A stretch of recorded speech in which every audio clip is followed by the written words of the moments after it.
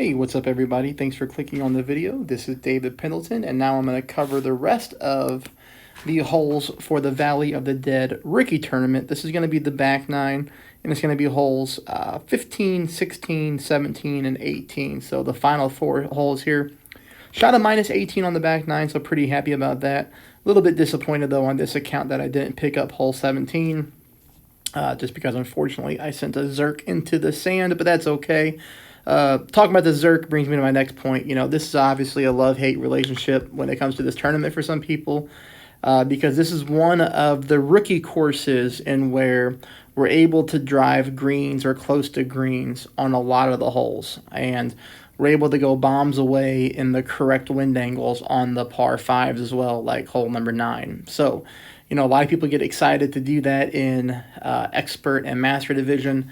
Very rarely do we get to do it in rookie, but a course like this we can do it, but it does come at the expense of berserkers. That's why I try to show people alternate routes to play with different balls, and that's going to be the same type of thing here on these final 4 holes. So I know we're going through Zerks, so we have got to hit perfect. We got to win the tournament to get them replenished, because as long as we get one of those top 3 spots, we're going to get a good amount of Zerks back. But if you don't have the Zerks, there's going to be other ways to play this course.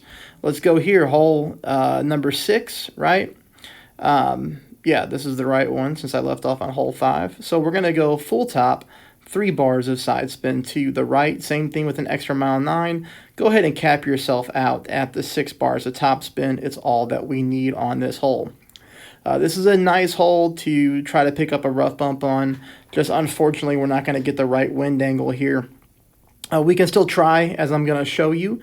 So if you're a lower level club player, you're going to want to make sure to bring a horizon if you want to risk it and go for the rough bump, or bring your big dog and just lay up there at the bottom of this course with full backspin and take your eagle. But if you're going for the albatross, it is possible, and I'll show you what I'm talking about, especially if you want to bring a power 4 or a power 5 ball to this hole. You have a really good chance at the albatross opportunity. Here, we go ahead and play this one 30% at max. You see here, I'm going with the full top spin on the Sniper 10. And then you're going to see me take this side spin off. So you're going to see that right now.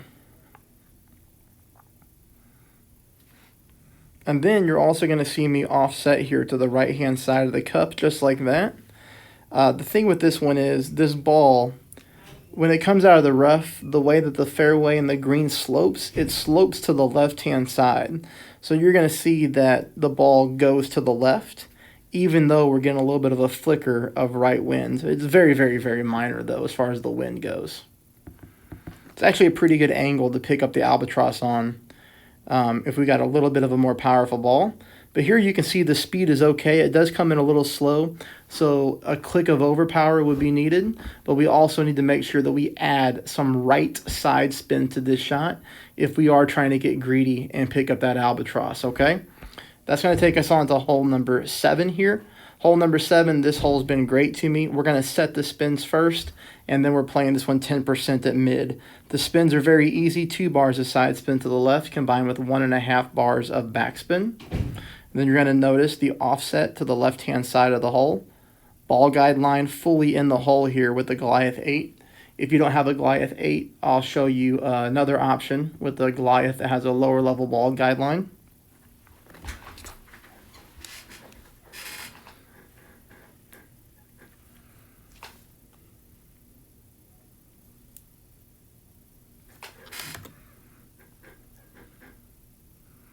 This ball's coming in center of cup. I mean, it's just a really good shot. Hit perfect, and this thing is falling for me. It should be falling for you as well. So here's the Goliath 7. And it doesn't appear that the wind strength is blowing the shot off at all. I've hit it in the 4s. I've hit it in the 3s on the back 9, so we should be good to go. You see here the Goliath 7 doesn't have the ball guideline that the 8 has, but that's okay. We're doing the same thing with our setup. We're putting the green inner ring right there on the rough line, and you can see here ball guideline pointed towards the left-hand side of the hole, and we're just visualizing our extended ball guideline to go through the hole like we do there on the higher level Goliath. So it's okay that we don't have you know, the higher level Goliath ball guideline, we can still pull this shot off.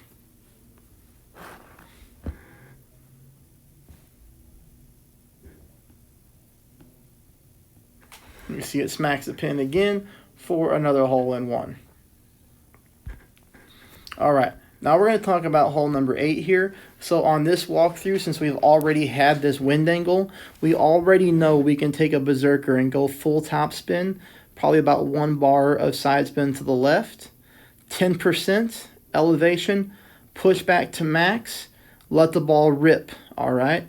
I wanted to provide a different option to go if you don't want to spend another Zerk. So here is a big topper option with the Titan. We're going to go full top, 1 bar side spin to the left.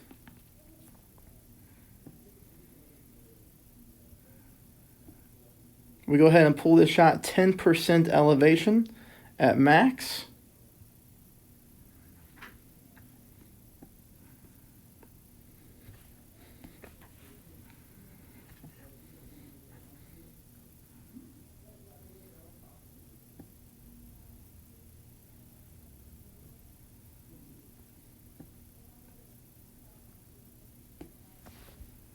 And that'll take us here to shot number 2. Shot number 2, I go ahead and play this one 10% at mid. All we do is we add a couple bars of backspin to the shot. That's going to give us good ball control. And we just want to make sure that we have the ball guideline going to the hole and always to the back of the pin or through the back of the pin with a thorn, so that way we don't accidentally come up short, because that's what this club can do to us sometimes. But you'll see here, make this adjustment. This is a great alternative route for a player that doesn't have an extra P5 ball to spare. And the reason that I help people save it on this hole is because hole number 9 is a juicy wind angle. It is going to help us pick up an albatross, which you're going to see next. Oh, this will take us on to the final hole right here. Hole number 9. I mean, it's too easy. It's almost perfect tailwind. I wanted to say that I did take a Titan ball to practice here. I was able to barely roll out of the rough on one perfect shot. The other one I hit a very minor great right, and I did not roll out of the rough. So if you have an extra mile 9, you could definitely roll out of the rough with a Titan. Extra mile 8s, I mean, it's going to be much harder for us to get there. Extra mile 7s, you should still be able to get there with a berserker just like I did. And here it's pretty much the same shot we've been playing all tournament long. I would imagine the headwind is coming in the final round, so we won't guarantee this one as an alba like we have here. But, you know, whenever we get this wind on this hole, especially if you're playing tier 3, you know, we just got to let it rip, because it's going to take dropping all these shots to even compete.